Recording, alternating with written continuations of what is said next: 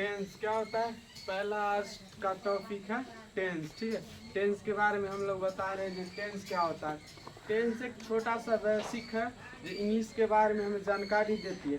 जानकारी क्या देती है? हमें बोलने का, पढ़ने का या कोई भी ट्रांसलेट करने का, इसके बारे में क्या टेंस जानकारी देती है। ऐसे सवाल आता है जो टेंस किसे कहते हैं। तो टेंस हम लोग पहला क्वेश्चन आएगा जो टेंस की पहला होगा जो टेंस का हिंदी क्या होता है। टेंस का हिंदी क्या होता है? काल होता है। टेंस का हिंदी क्या होता है? काल।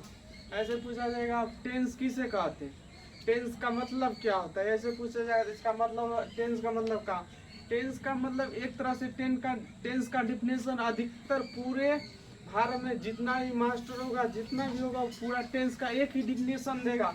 बस एक ही लाइन में देगा, समय का ज्ञान प्राप्त हो उसे टेंस कहते हैं। यही सारे टीचर लोग या कोई भी होंगे सभी बताते हैं जो टेंस का मतलब होता है समय का ज्ञान प्राप्त होता है उसे टेंस कहते हैं।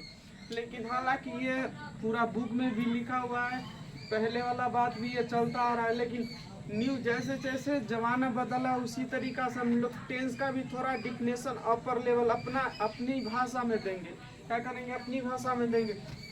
देखिए टेंस का डिफिनेशन, टेंस मतलब काल। एक तरह से टेंस का डिफिनेशन देंगे वर्तमान से जो अभी वीडियो बन रहा है, जो वर्तमान समय में हम बोल रहे हैं, जो कल बीत गया और जो आने वाला कल, उसके बारे में सारे की इंफॉर्मेशन का हम सारे के बारे में इकट्ठा करके जो जानकारी हमें प्राप्त होती है उसे क्या कहते हैं? टेंस कहते हैं। ठीक है, आगे देखिए टेंस के कितने भागों में, टेंस के 3 भागों में डिफाइन किया गया है।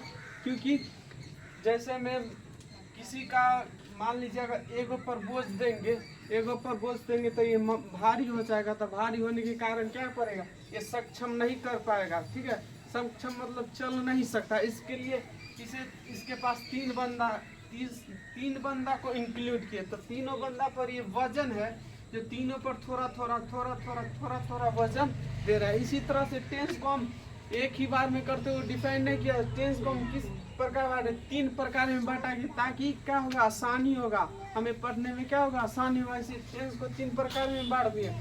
पहला है प्रेजेंट टेंस मतलब वर्तमान काल। ठीक है, प्रेजेंट है। दूसरा है पास्ट टेंस मतलब भूतकाल। तीसरा है फ्यूचर टेंस।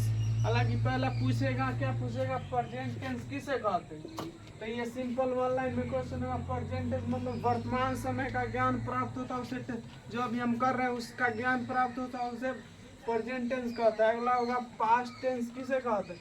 भूतकाल। जो हम कल जो काम कर दिए हैं, जो बीते हुए समय का ज्ञान प्राप्त होता है उसे क्या कहते हैं? भूतकाल का।